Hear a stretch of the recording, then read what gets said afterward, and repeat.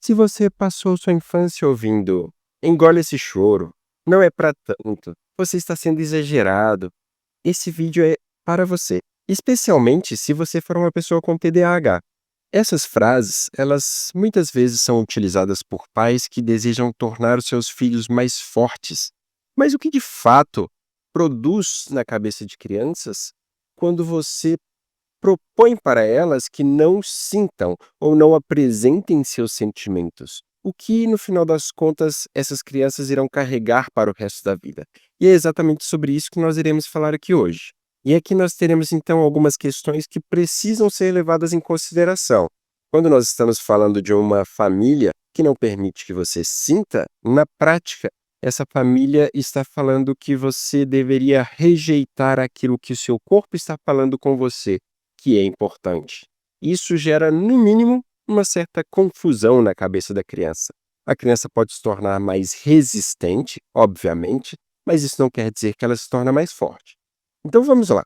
O cérebro de uma criança, conforme vocês tranquilamente sabem, ele tem muito a ver com os sentimentos.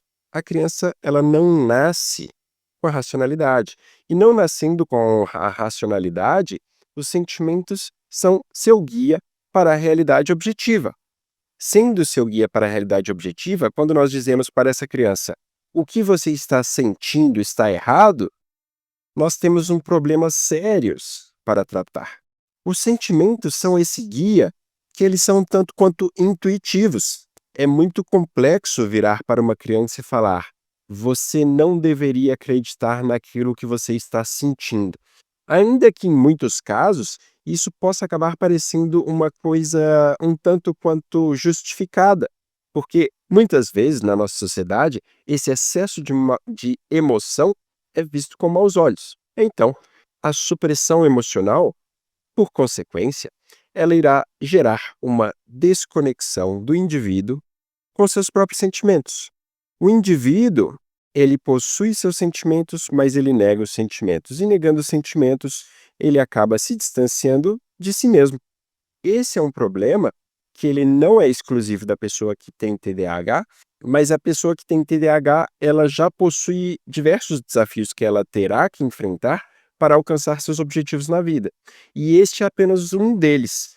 Um detalhe importante sobre TDAH é o fato de que a emotividade, ela está ligada justamente à restrição da utilização do córtex pré-frontal. E estando ligada a essa restrição, é um tanto quanto natural esperar que a pessoa com TDAH, ela vá sim ter inúmeros traços muito mais associados à emotividade do que as pessoas neurotípicas. Então, a emotividade para pessoas com TDAH, ela é diferenciada. É um fato, é óbvio. A emotividade ela será diferenciada para pessoas com TDAH. Essas pessoas terão que lidar com a sua emotividade e aprender a trabalhá-la para alcançar os seus objetivos. Se alguém falar com elas, esconda os seus sentimentos, o que nós teremos? Pessoas que não sabem lidar com essa emotividade. Esconder os sentimentos é completamente diferente de lidar com os seus sentimentos. E diante disso, então, a consequência em adultos com TDAH será, inevitavelmente, a baixa autoestima, emoções súbitas, confusões entre pensar e sentir. Temos aqui uma fórmula para dar errado. Nós temos uma pessoa que não sabe lidar com seus sentimentos. Quando esses sentimentos se avolumam, ela explode, porque ela não tem um controle tão interessante da sua impulsividade.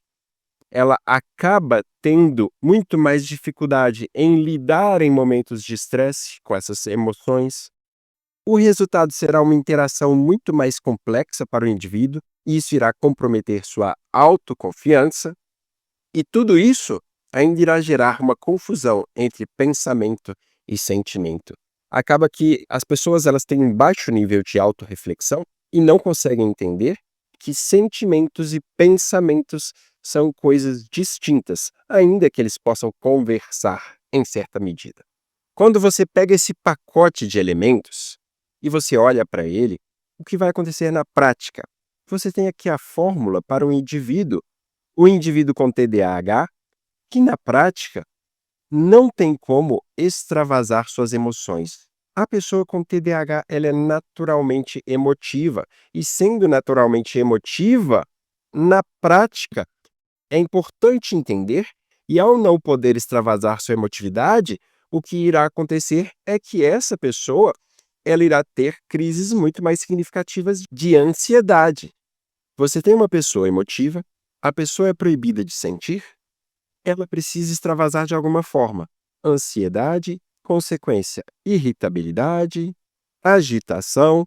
E aqui, novamente, nós temos um percurso muito bem estabelecido para que a pessoa tenha dificuldades na vida. Ela acaba tendo muitas dificuldades associadas ao manejo desses sentimentos e o resultado é que a pessoa com TDAH ela tem muito mais complexidade em suas vidas.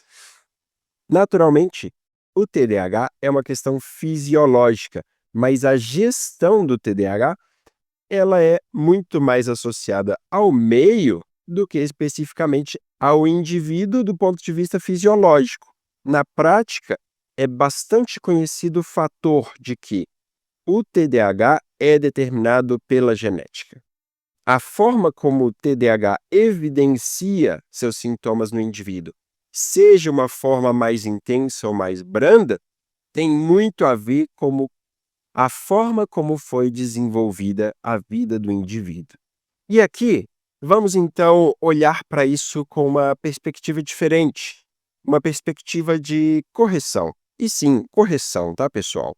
Estou seguro que todos aqueles que estão aqui nesse canal entendem que os nossos pais fizeram o melhor que eles tinham condições na época, que nem todo mundo tem todos esses conhecimentos, que esses conhecimentos eles se tornaram muito mais consistentes a partir da década de 80 e que, no final das contas, eles tinham que fazer algo por nós. E eles fizeram o melhor que foi possível, mas existe coisa melhor ainda, faz parte da vida. Nós estamos sempre evoluindo.